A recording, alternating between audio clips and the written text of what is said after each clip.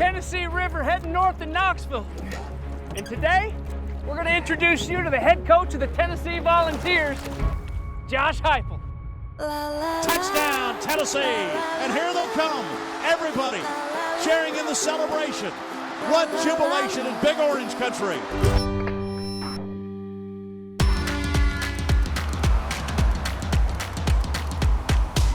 Give him 6.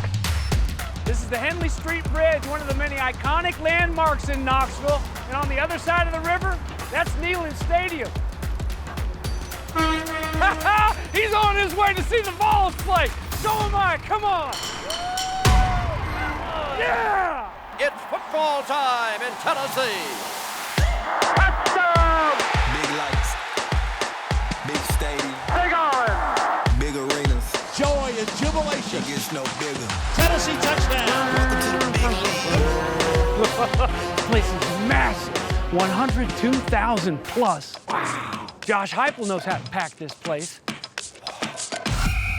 Crank up Rocky Top. Touchdown, Tennessee. Since becoming the head coach in 2021, he's embraced the iconic traditions of Tennessee football, following the path of legendary coach General Robert Neyland. And he's guided this Vol football program. He's going to go all the way to the checkerboard. Back to a national power. So yeah, welcome to Portraits on good old Rocky Top. I like that part. Let's go. James Bates open, take 44. Hey, I'm the one they call James Bates, but my real name is Bates. I was a co-captain and all-SEC linebacker on the Florida Gator National Championship football team. Number 44, James Bates. These days, I'm a family guy, a broadcaster, With James Bates. and an artist, you know, like portraits and stuff. Kind of like the title of this show, Portraits, where we feature some of the more colorful characters in all the world of sports. Enjoy.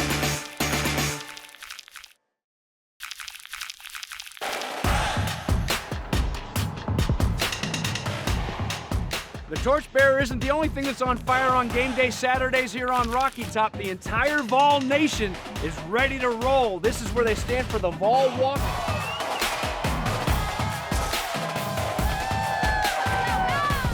This is Peyton Manning Pass, right up the hill from General Neyland Stadium, where thousands of Vol fans meet to wait for the Vol Walk on Saturdays.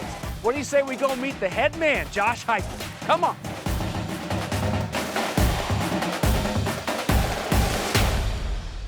All right, what do you say, Coach? How we doing? Hey, thanks for joining us on Portraits today. Absolutely. Wow, man, you're doing such a good job so fast here at the University of Tennessee. What's it like being the head man of the Tennessee Volunteers? There's nothing better than being here on Rocky Top, and you know, from the outside, I thought it was going to be an unbelievable atmosphere, and the fan base here is just so passionate. It's a ton of fun to be a part of.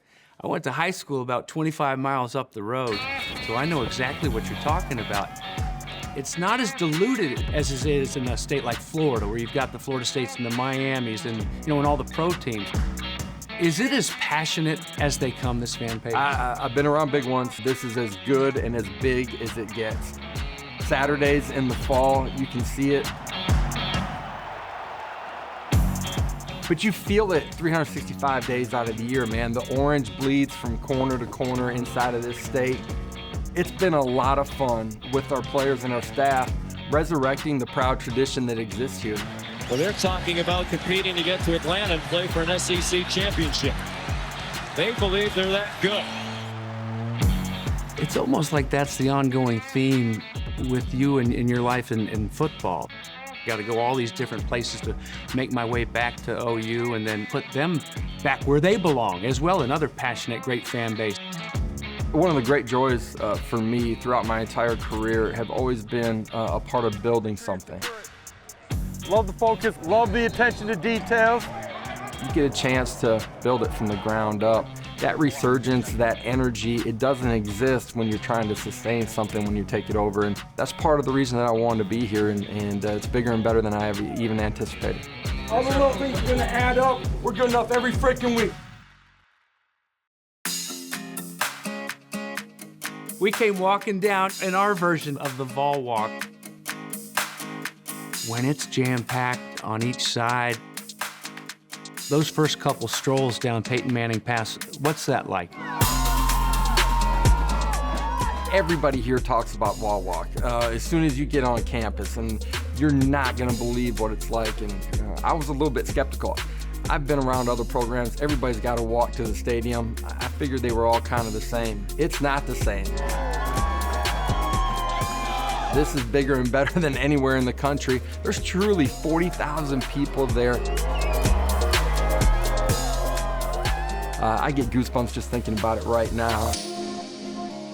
You come here and you inherit a lot of traditions. Way back to General Neyland, his maxims on the wall here in the locker room. How important is tradition, and make sure we really embrace these traditions? One of the first questions I got was talking about reading the maxims, before we walked out of the tunnel on game day. I'm gonna be honest, my first response internally was like, that's not who I am, that's probably not what we'll do. But as I get the chance to sit in this locker room and you see the history, then you get a chance to talk to all the different generations of Tennessee football players and how important that is. You get a chance to learn more of the history and you embrace it. We always say we're gonna have more fun than anybody in the country, and we're gonna celebrate the history that is Tennessee football. And it's a touchdown. Tennessee wins the Johnny Majors Classic.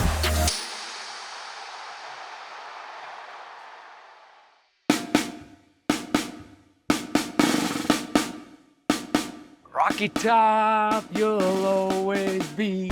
Wow.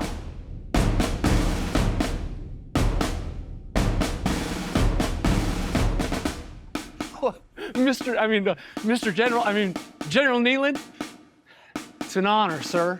College football legend you are. Wow, hey, thanks for letting the Florida Gator hang out for the day, sir. Go Vols. Thank you, James. Gift shop's on your left.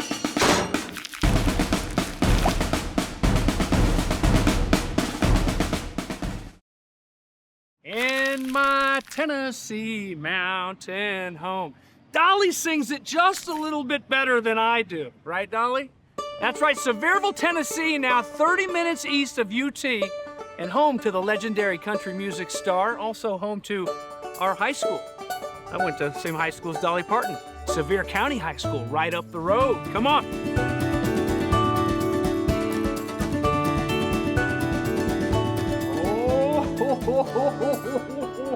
Birchfield Stadium is looking good. Wow.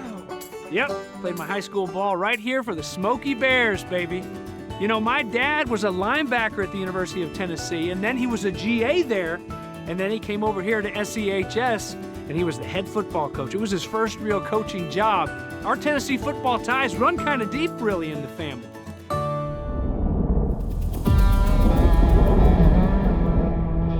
All right, so when you think South Dakota, what's the first thing that comes to mind, huh? Buffalo, yeah, right. That's in New York, duh. Oh, that? Oh, like stampeding buffalo, yeah!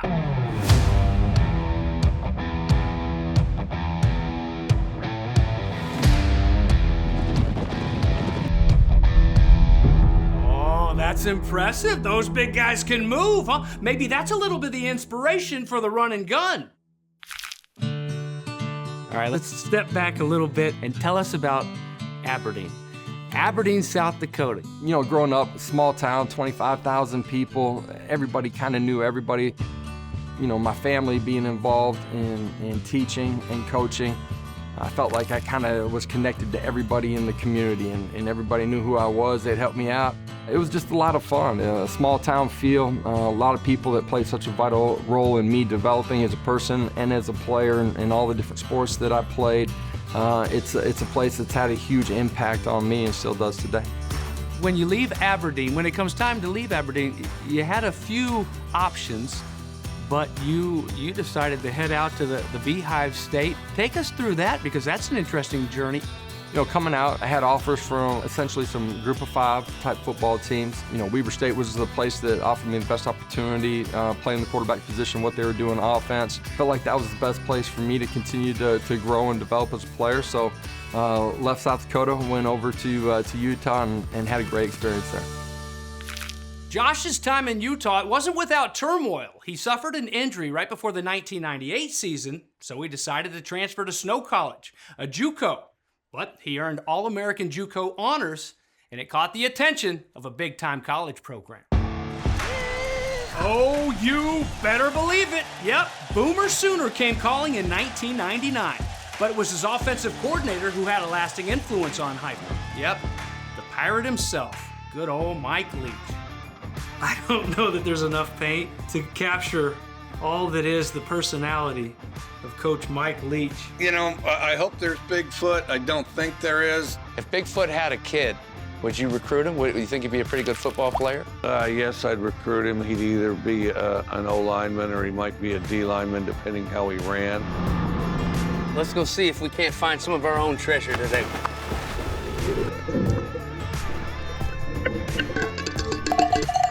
Hail State! Hail State! The young Josh Heupel was about to find out life would never be the same after meeting Mike Leach. Nice sticker, huh? Yeah, life isn't the same without you, Coach, that's for sure. We miss you. Did I hear right that Mike Leach, that you were the first player that he actually recruited, right? Yeah, Mike was coming from Kentucky, and they had had a ton of success. Mike was the offensive line coach at that time, actually, was taking over as offensive coordinator at Oklahoma. I had long conversations. As you know, with Mike, I wasn't doing much of the talking. I just kind of put the phone on speaker and listened for the next hour.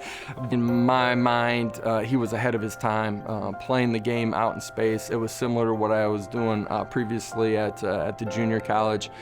Felt like it would be a great fit, and it certainly was, man. He was super influential, and the opportunity he afforded me and the impact that he had on me was tremendous. Talk about your playing days, and you finally make it over there, and you find a good fit. Being a part of those championship teams, the great players around us. One of the great things, resurrecting that program and being a part of the Heisman, something that as a kid you dream about, and having an opportunity to go to New York City, be on the stage with 3 other great players. Just an unbelievable experience. Would rather win it than lose it, but at the same time, it was a great experience. And Heupel turns to the crowd and pumps his fist as the time will run out. Oklahoma wins the national championship. Incredible. When it comes to team-wise, you beat Chris Winke's Florida State Seminoles to win that national championship. We went and got the trophy that mattered.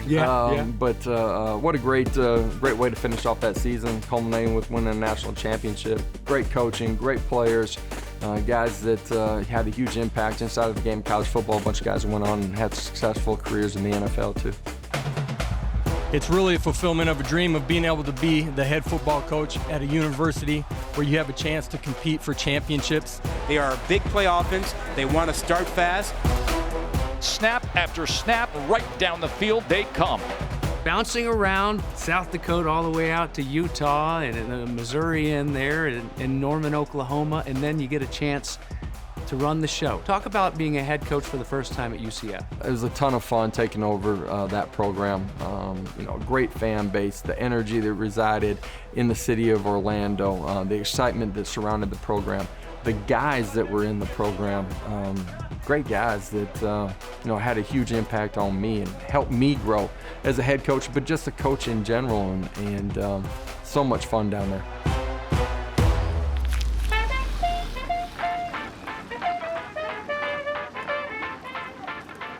Y'all know what this is? It's a hotel. Not just any hotel, though. Oh, no. On December 12th, 1932, this is the spot where the SEC was formed. A year later, in 1933, the Southeastern Conference would have 13 teams, and one of those teams being T-E-N-N-E-S-S-E, Tennessee. You got that right. And if you listen really close, I was reading online, you can hear a faint chant of SEC. SEC. Nothing. For Coach Heupel, though, he went from coaching against teams in the SEC every now and then at UCF, well, to coaching at an SEC school and running the gauntlet just about every single Saturday in the fall. We'll be right back with more portraits.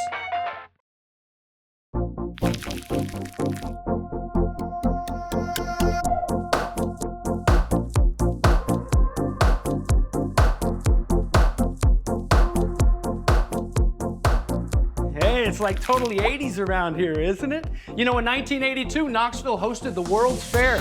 They built the Sun Sphere so everybody could enjoy it during those 6 months and still enjoy it to this day. Kind of like the gift that keeps on giving, like the Rubik's Cube. And over the years, the Tennessee Volunteers on that football field have basked in some bright glory days, that's for sure. As of late, though, they've stumbled around in the dark a little bit too much. Not this time around, though. When they went looking for a head man, they went to the Sunshine State. And they got the right one, Josh Heupel.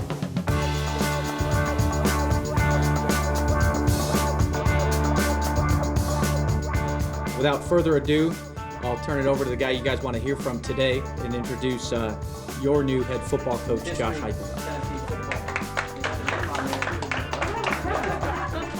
What an awesome day for myself and our family, and just excited to be a part of the Vol Nation, Vol family.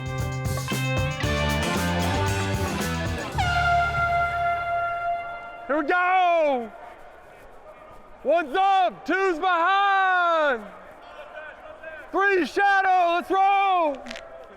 I'm Danny White, Athletics Director at the University of Tennessee. Are you a patient person, and do you feel like you'll have to show? I am impatient, but I have to show patience. Our fans have to show patience. We don't know what success looks like next year or the year after. I don't think Tennessee really knew exactly what it got when it hired him. There's a big difference in winning somewhere else as opposed to the SEC.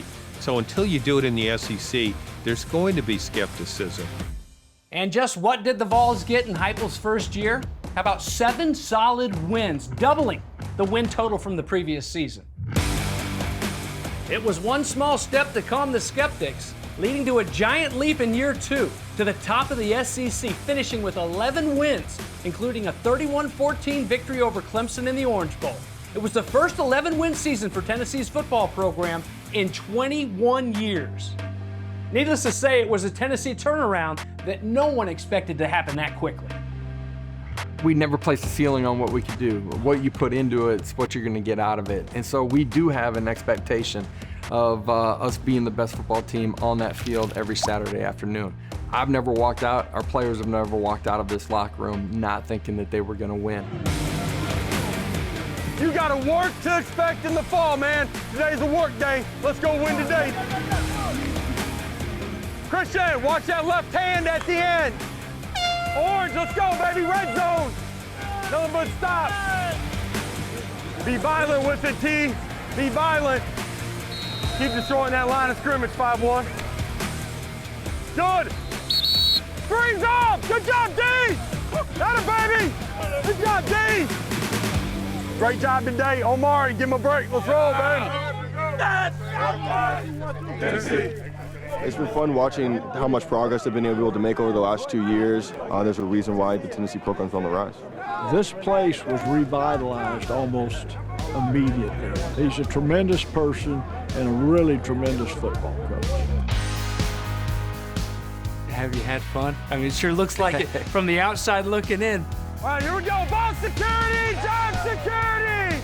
Let's go, have a day. It's so much fun walking into the building every single day, and it's cliche to say, but I don't feel like I'm working a day in my life right now. It's a ton of fun to just be with these guys. The energy that they bring, the competitiveness that we all share and have, we're having a ton of fun.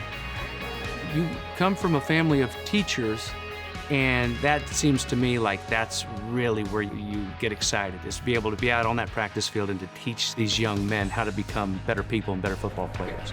Good. It clears up now. Take it, right? If now you're off of it, get to your check down.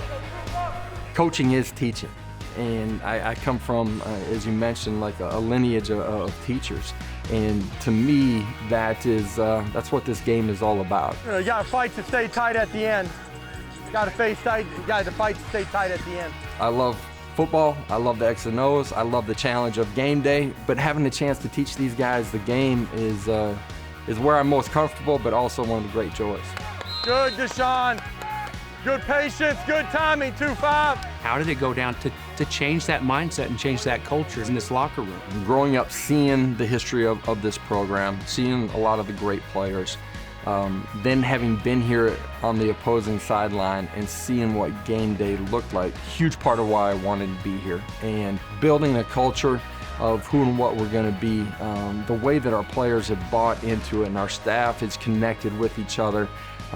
Man, it's been a fun journey here over the first 2 years and can't wait for what's coming next. Yep, Heupel found his home on Rocky Top. What do you think about that, Hank, huh? They've even got a mascot named Smokey. I met him.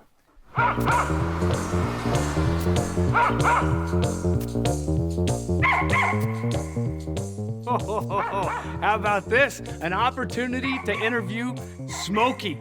Yeah, Smokey? Oh, there you go. I was starting to question the obedience here. How excited were you when the name Josh Heupel was announced as your next head coach? Okay, he's the new guy in town. You've been here for a long time. Long time. What advice did you give to him?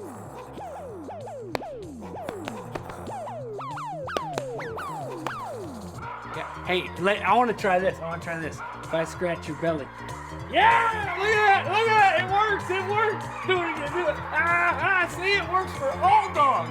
All right, Smokey, we'll be back on Portraits with some words in the conversation. How's about that?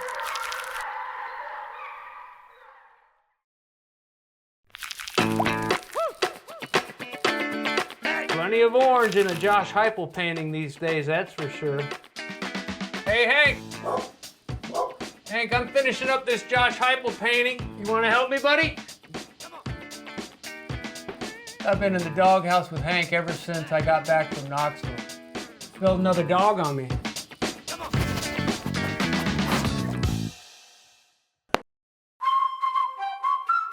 Josh Heupel's all about those traditions at the University of Tennessee.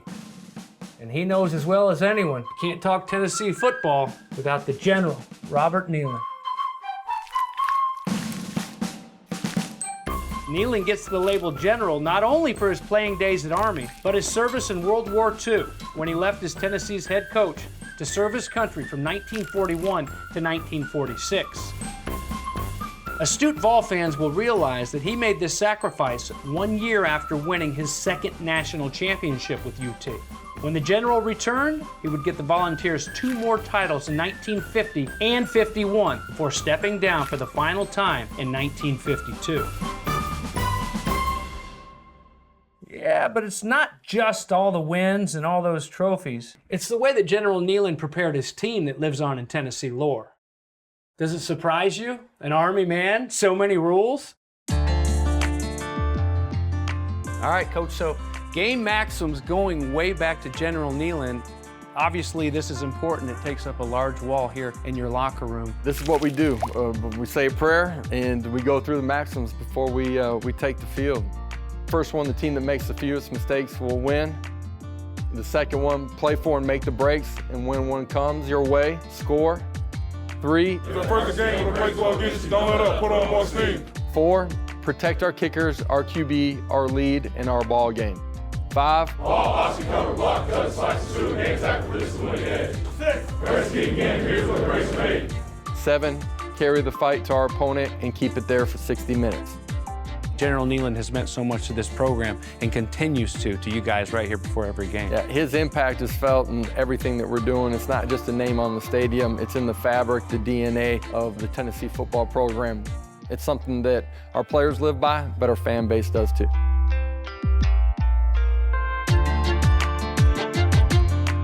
I grew up in the game. My dad was a high school coach, then a small Division II college coach. My weekends were filled with watching college football, and entrenched in my mind are the great games, the great players. Inside of Neyland Stadium, the checkerboards resonated with me. It's been so much fun to be a part of that tradition and to feel what the game day is like.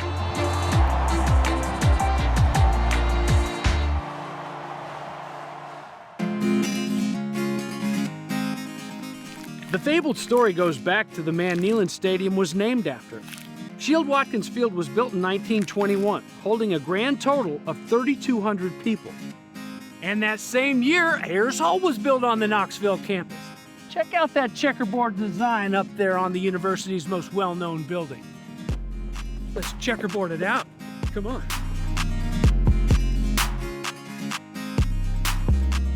But see, back then, it was just Shield-Watkins Field. There wasn't a stadium to obstruct the view of Ayers Hall at the time. Dang it, I knew I forgot something. I totally wanted to Google search what was the text conversation like between the Vol fans. I'm guessing it was something like, hey, look here, see, I really like General Neyland's brand of football. It's the bee's knees. We should build a stadium of 100,000 plus. And everyone else on the group chat's like, LMAO, LMAO, yeah, right. And so General Neyland decided to combine the artistry of this building with his football team.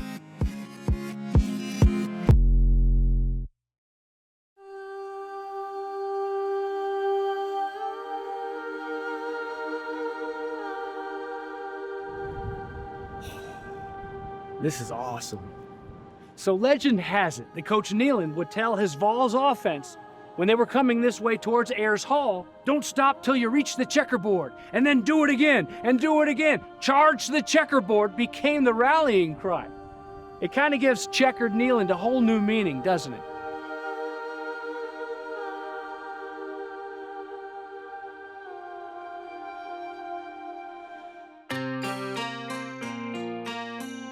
Well, Coach, what's it like when that tee opens up, when you're coming out of the locker room, big SEC Saturday here in Neyland? There's no grander entrance into college football playing surface than when that band forms and it splits and that tee appears. You run out of that thing, Vol Nation's going crazy, 102,000 of your best friends ready for kickoff. It's a tailgate party in the neighborhood. It's gonna be loud, it's gonna be good. It's a tailgate party in the neighborhood. Everybody come gather round. And not just sounding good, but looking good. Checkered Neyland, when they've got that going, it's perfect. It's kind of something that the fans pick which game, and somebody's got the ability to tell each section what to wear. It's pretty cool. So you have no idea how they go about it? Our administration doesn't have an idea which game they're going to pick. It kind of starts organically through our fan base, and it kind of gains momentum during the course of the week.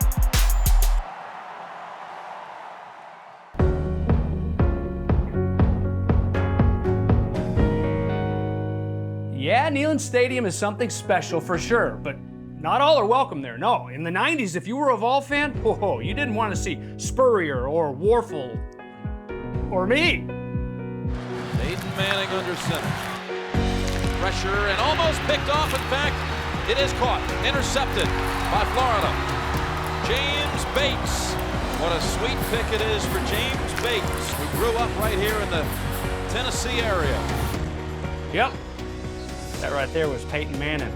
And so is this. This right here is Peyton Manning. I actually hosted him on his recruiting trip to Florida. Shoot, should have been a Gator.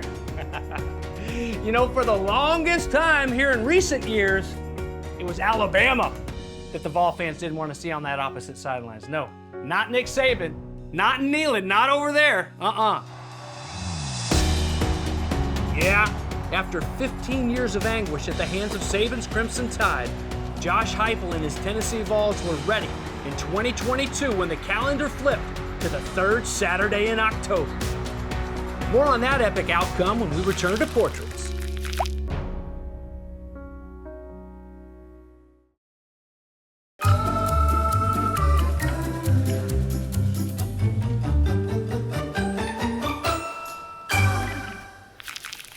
Sweep up the memories.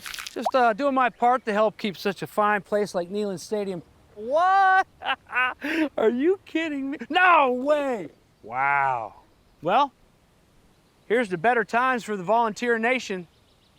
Speaking of better times, third Saturday in October 2022. That's one they'll never forget.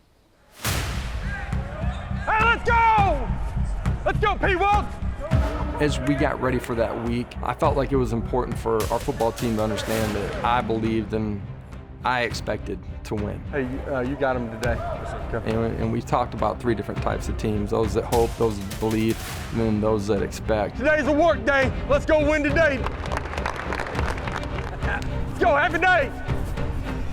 So I walked into the team meeting on Monday, had a cigar in my pocket, pulled it out when we started talking about Alabama and said, listen, we've ordered these cigars. We got a couple for everybody inside of this room. We expect to have a long night smoking the cigar.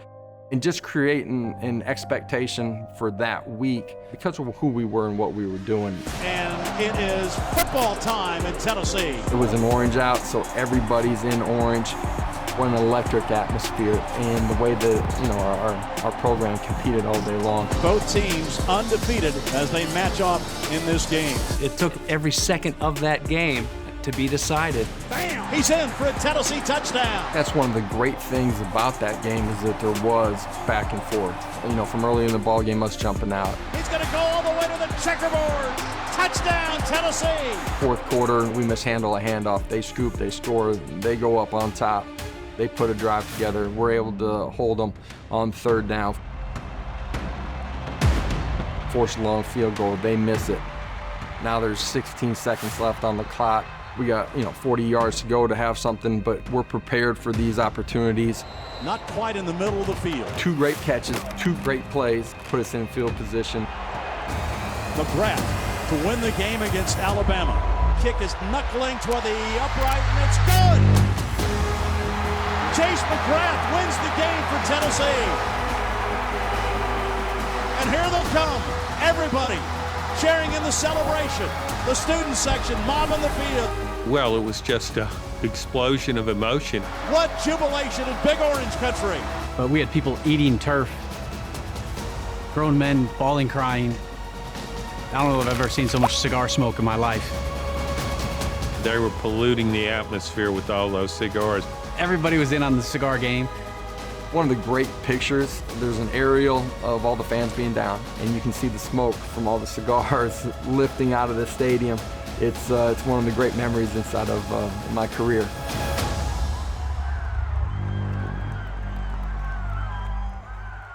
Now, if you're new to this here rivalry, you're probably wondering why there was more smoke in this post-game celebration than a Cheech and Chong movie. Well, good question, but for those of us in the know, well, the victor in the Alabama-Tennessee game is always going to be lighting up a stogie. Let me show you. Class is in session, so you can stop guessing. Little history for you. Your boy Batesy. Legend says that after Alabama crushed Tennessee 34-3 in 1961, their head trainer passed out victory cigars. As it turns out, that trainer, Jim Goosetree, just happened to have been a UT grad. Yeah! But hey, where do these cigars come from? I'm Tim Osgener of Osgener Family Cigars, and I'm a huge Vols fan. This is the actual box of cigars that we sent to Coach Heupel and the University of Tennessee Vols before the victory over Alabama. This is Osgener Family Cigars Bosphorus blend.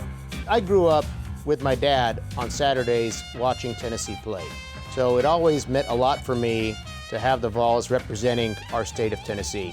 So for us to be a part of the history of this game, as important as it was to the program, is really a great honor for me and also for my family personally. Coach Heupel, thank you very much for having us be a part of that historical night in Knoxville.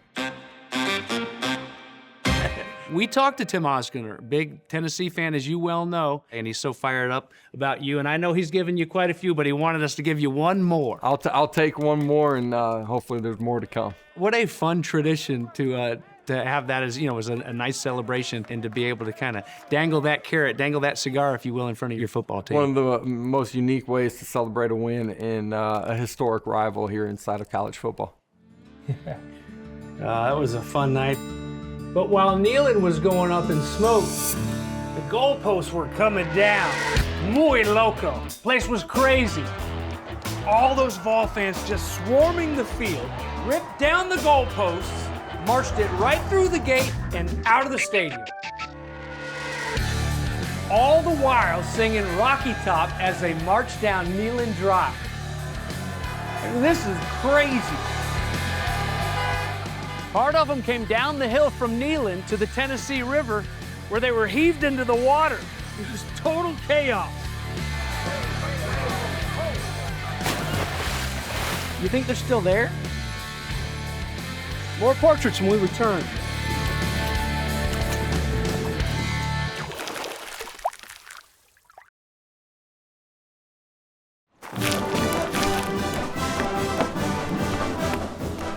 Hi, welcome back to Portraits. Oh, man, we hit the wrong one and then get the splits. Anyway, I was just sitting here thinking about how fast Heupel's offense really operates. You know, in roughly the 15 seconds that it takes to sing the chorus to Rocky Top.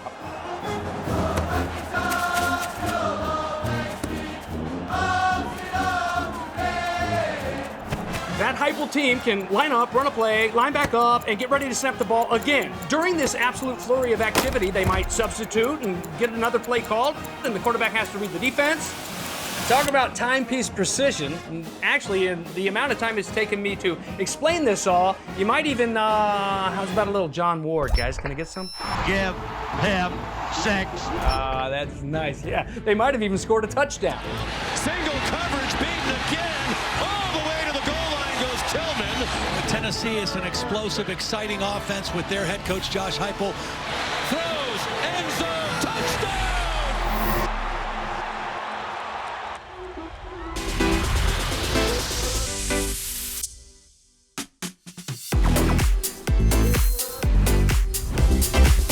All right, everything's fast here on College Football Saturdays. Let's try to give the fans at home a little taste of how fast is fast. I'll ask you a few questions. We'll just see how long that takes, okay? Easy ones, like yearbook type questions, all right? All right. Favorite color? Orange. What shade? Tennessee orange. Okay, just making sure. Dog or cat? Dog, for sure. Toppings for a pizza? Pepperoni, green olives, mushroom. Favorite sport other than football? Basketball. Spell Tennessee. Tennessee. All right, and 19 seconds. That's like 2 ball plays almost, right? For there. sure, 2. Yeah, for sure, Depending on when you're starting the clock.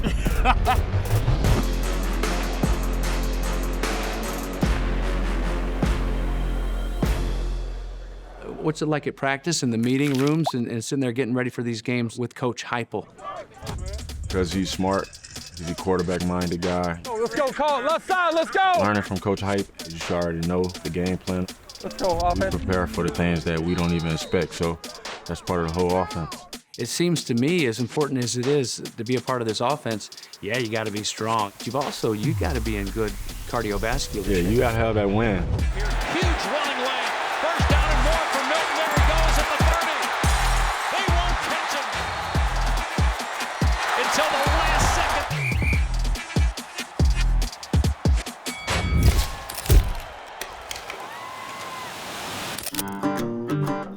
Being a quarterback yourself, it starts and stops right there, as you well know. But in this offense, you've got to be a special dude. What do you need to make this offense tick? When you take over a program, you're trying to rise and resurrect it. You better have somebody at the quarterback position that can make plays, but also changes the locker room. We have guys that are great processors. They can process information extremely quickly. Because of that, they become good decision makers. At the end of the day, we're at our best when we have dynamic playmakers. Do you know automatically when you watch a kid play that they're a good processor, or if they're not necessarily in this system, or talking to them? How do you find that out? When you first just watch a highlight tape of somebody, you don't understand their ability to process. You gotta dig deeper into the tape. You gotta get to know the kid. But then it's important that, our practices are like game day. We want our players to experience that, from communication to tempo, to how you have to compete. All right, here we go. Ball security, job security. Nice. You have to be resilient. That's a part of how we practice. Put those kids in a position where they grow every single day and they are prepared for game day.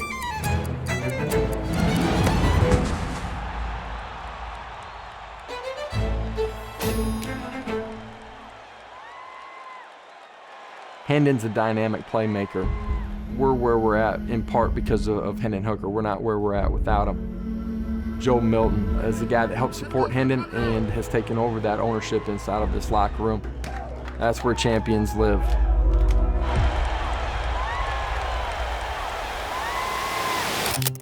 All right. So, Joe, this is a Florida orange. You know about those, huh? I know about a hokey guy from the muck, right? Yes, sir. Not only can you throw a football pretty far, Yeah. but an orange as well, right? Yeah. I'm kind of familiar with these things. I can throw it 120 yards too as well. 120 yards. Yeah. Well, I'm gonna take off. Let me dig. Let me run a little bit, and then hit me. See how far you can throw it. We're gonna see how far we can throw this orange right here. Let's do it.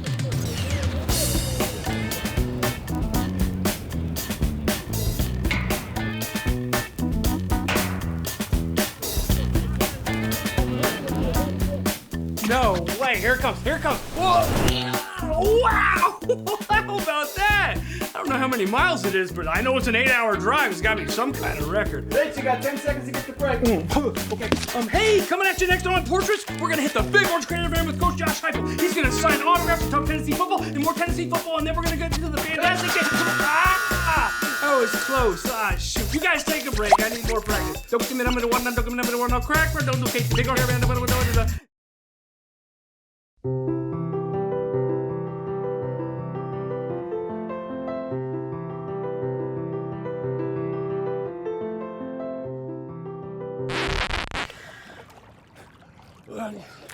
Welcome back to Portraits. I'm looking for that goalpost from the Alabama game. It's got to be in here somewhere. If you're looking for Coach Heupel, oh, he hit the road. Yeah, big orange caravan up in Johnson City. I'm gonna find it though.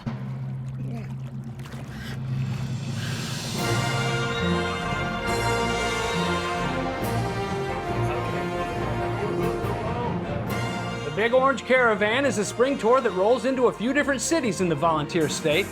Last year, it was the biggest and best stop that we had along our tour. Really looking forward to getting an opportunity to spend some time with our fans up here. What's up, buddy? Knox. Thank you all. Have a great night. It's a chance for fans to meet and interact with their favorite coaches. Oh, and of course their favorite mascot too. Hey, Smokey. How about the head coach of the Volunteers, Josh Heupel? Lady Vols coach Kelly Harper, AD Danny White, and of course Coach Heupel are plenty busy with a building full of Vol fans. Are you skipping school today? I would have okayed it if you did. It's a passionate fan base. We all know that. But hopefully in about 12 years, he'll be coming to our house. I'm not going to have to recruit him, though, right? You're just going to commit, right? And it's a hungry fan base. Thank you for everything you're doing. Hey, we're having fun. I've been having season tickets since I was in 3rd grade. Yeah. And you've made them fun again. Yeah. What will it take to continue what you've started right here and bring another national championship to these Tennessee Vols? Being true to who we are right now and only heightening those senses. The accountability that we have to ourselves and to one another inside of the building, the connection, the love and respect that we have for one another, and continuing to attack every single day. I love where we're at, but even more so, I love where we're going. I don't think there are any streets that aren't named, Peyton Manning Pass and Phil Fuller Way. Yeah. Josh Heupel Highway. They could that, huh? But it would have to be like the Autobahn because you guys go so fast. They'd have no speed limit on there. I like that thought that there's no speed limit if there's a road that's ever named after me. We got a long ways to go before that's here. I plan on having a long run here on Rocky Top.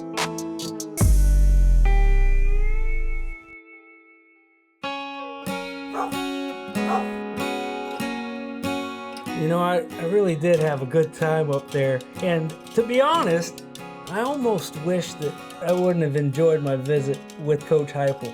He's a good dude. And as a Gator, shoot, it'd be a lot easier for me if I didn't really like him that much, but that's not the case. Just don't beat those Gators and we'll all be happy, right? With Tennessee is an explosive, exciting offense with their head coach, Josh Heupel. You don't know how fast it is until you face it. Our day on Rocky Top felt quite speedy too. From my cardio session on the water, to getting a few steps in on our own Vol walk, to a mental workout with Smokey. How about that guy? Tradition was everywhere, largely thanks to General Nealon. From the heights of Ayers Hall, where not many get to go. To the field with Coach Heupel. You're either attacking or you're on defense. Even to the depths of the Tennessee River. Oh, takes my breath away. Okay, here we go. And while my body temperature might be a little low, no problem. A packed house of passionate Vol fans will always warm the blood. It's almost football time in Tennessee.